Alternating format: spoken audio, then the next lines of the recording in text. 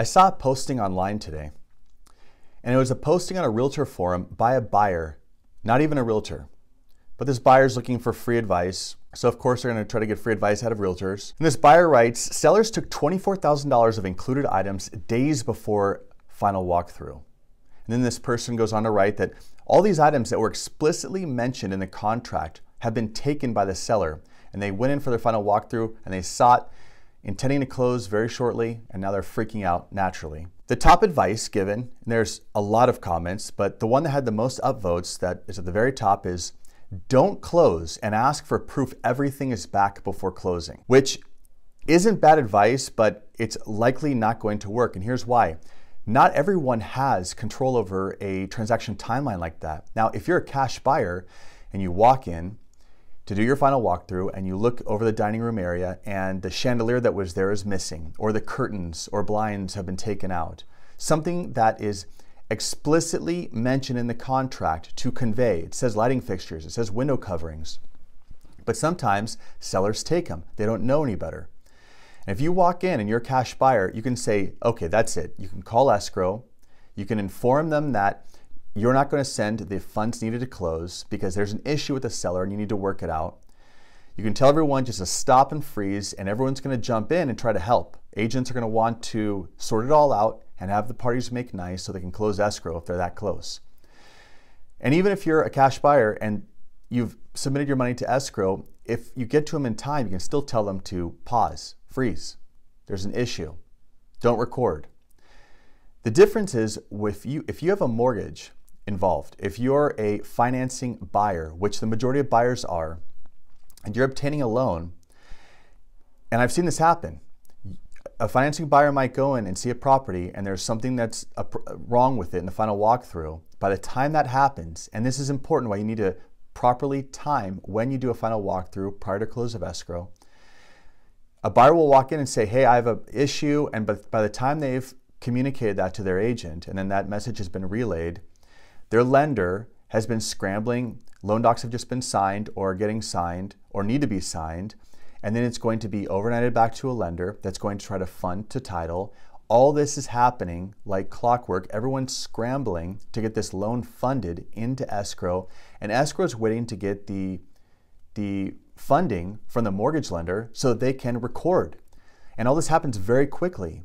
And so a financing buyer doesn't necessarily have the luxury to say, hey, stop everything, because there may be a rate lock. There already may have been funding from the lender to title.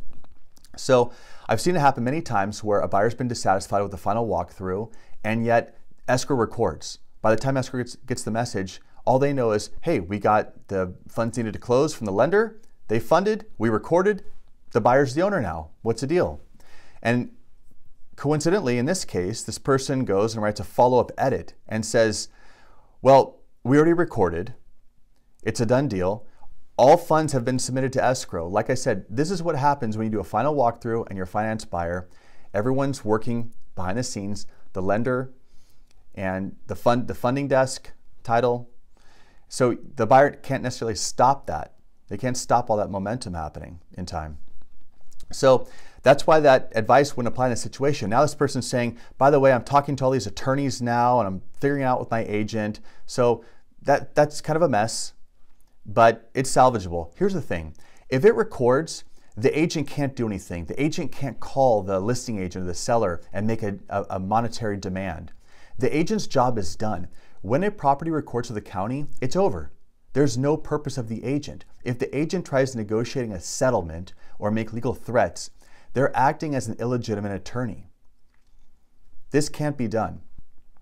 Ideally, when a transaction closes, whether on good or bad terms, the parties should be given the information of each other. The parties should communicate with each other. A lot of times, people don't want to be confrontational and they dump it on their agent, and their agent has been a fixer, a helper, a facilitator for weeks, if not months at this point. So the agent's like, okay, I guess I'll call the listing agent and ask for the money for you. I guess I'll do this for you. But what they don't realize is that they're acting outside the scope of practice, and that opens them up to all sorts of other liabilities.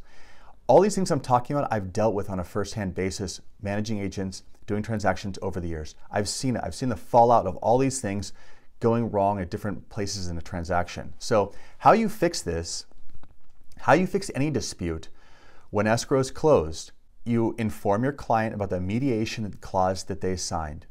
Clients should communicate directly with each other. If worst case scenario, you have to inform the other agent that there's a dispute and that they need to cooperate with putting their client in communication with yours. Your client can send a demand to mediate letter. You can send your client a copy of that letter. But at that point, that's when you back off. That's when you have to explain to them, for legal reasons, you cannot practice law, you cannot represent them on a monetary claim. You can only inform them as to what the procedure is and refer them to an attorney. That's it. That's broker compliance. And anyone that tells you that you can go beyond that, that's absolutely 100% not true. So in this case, this person talking to all these attorneys, this is just kind of blown out of proportion. It's real simple. This person needs to communicate with the seller and say, hey, you did this, and this is a problem. You are in violation. Fix it. And if the seller says, no, we're not, now you have a disagreement. What's the next step? It says right there in the contract. It's all in the contract. You go to mediation. Both parties go to mediation. If the other party refuses, hire an attorney. That's it. It's all outlined in the contract. But as agents, we can't go that far. So ideally, this gets sorted out in escrow. Ideally, everyone can stop the printing press before it records and the buyer becomes the owner. But if that doesn't happen, and it didn't happen in this case, and now this person shouldn't even be asking, hey, I'm talking to multiple attorneys and my agent. The agent should say, no, you send a demand to close. You communicate with them. I hope it works out. You try to resolve it. Both you and the other party signed a mediation agreement. Ask them nicely, maybe it's a misunderstanding. They're not cooperative, demand they go to mediation. They don't cooperate with that, call an attorney. That's it. There are all these steps in this contract to save everyone a ton of money. If you hire an attorney to sue someone for this, they will spend easily as much, if not more, to pay an attorney to litigate this immediately rather than to seek the resolution steps outlined in the agreement, the mediation clause. So that's it. If you have any questions, please leave a comment. Just thought I'd share it. Thank you.